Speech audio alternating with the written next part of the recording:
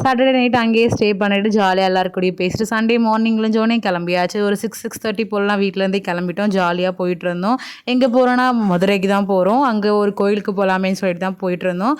அங்கே பார்த்தீங்கன்னா நீங்களே பார்த்துருப்பீங்க, மதுரை 67 கிலோமீட்டர். இது நாங்கள் பாதி தூரம் வந்துட்டோம் ஆக்சுவலாக. அதுக்கப்புறம் தான் 67 கிலோமீட்டர் வந்துச்சு. அதுக்கப்புறம் மீனாட்சி பவன்ற மெஸ்ஸில் சாப்பிட்டோம். எங்கள் அண்ணன் எனக்கு ஐஸ்கிரீம்லாம் வாங்கி கொடுத்தாரு. அது சாப்பிட்டு என்ஜாய் பண்ணிவிட்டு கோயிலுக்கு போகலாமேன்னு சொல்லிட்டு தான் போனோம். நாங்கள் இப்போ எங்கே போகிறோன்னா பழமுதிர்ச்சோலை, அங்கே இருக்க அருள்மிகு சோலைமலை முருகன் டெம்பிளுக்கு தான் போயிருந்தோம். போகிற வழியில் இருக்க வியூ எல்லாமே சூப்பராக இருந்துச்சு. மலைனாவே சும்மாவே இருக்காது. எப்படி இருக்குன்னா நல்லா வளைஞ்சு வளைஞ்சு ஜாலியாக என்ஜாய் பண்ணி போகிற மாதிரி தான் இருக்கும். நாங்களும் அப்படி தான் என்ஜாய் பண்ணி போனோம். ஃபைனலி கோயிலுக்கு போயிட்டோம். அங்கே போய் பார்த்தா வீக்கெண்டுன்றதாலேயே என்ன தெரில, செம்ம கூட்டமாக இருந்துச்சு. சரி ஓகே, போய் பீஸ்ஃபுல்லாக சாமியெல்லாம் கும்பிட்டுட்டு அப்புறம் பஞ்சாமிர்தெல்லாம் வாங்கிட்டு மறுபடியும் கீழே இருக்க அழகர் கோயிலுக்கு போகலாமேன்னு திருப்பி ரிட்டன் வந்தாச்சு. அழகர் கோயிலுமே என்ட்ரன்ஸே சூப்பராகவே இருந்துச்சு. அதுக்கப்புறம் போயிட்டு எல்லாமே லக்கேஜ் எல்லாமே எடுத்துகிட்டு வந்த எல்லாத்தையுமே அங்கே வச்சாச்சு. அங்கே ஸ்லிப்பருக்கு கூட ஃப்ரீ டோக்கன் தான். ஸோ அது எல்லாத்தையுமே விட்டுட்டு ஜாலியாக உள்ளார போயிட்டு இருந்தோம். இதுதான் அந்த கோயிலோட ப்ளூ பிரிண்ட்டு.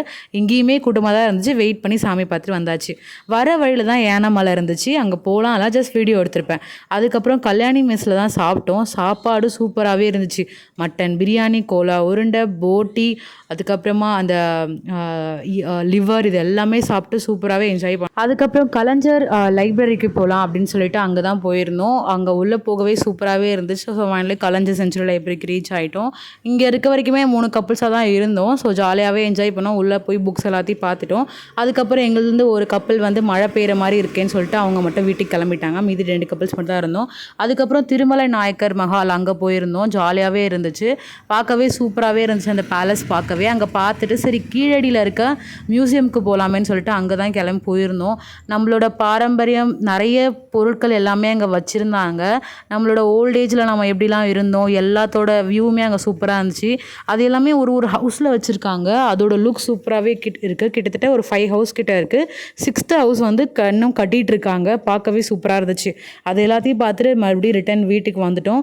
வீட்டுக்கு வர வழியில் மதுரைனாவே ஜிகிர்தண்டா, அது குடிக்காமல் வருவோமா? ஸோ டெம்பிள் சிட்டின்ற ஒரு கடையில் அந்த ஜிகிர்தண்டா குடிச்சிட்டு ஃபைனலி பஸ் ஏறிட்டோம். பஸ் ஏறி காலையிலே சென்னைக்கு ரீச் ஆனதுக்கப்புறம் எங்கள் வீட்டுக்கு வந்துட்டோம்.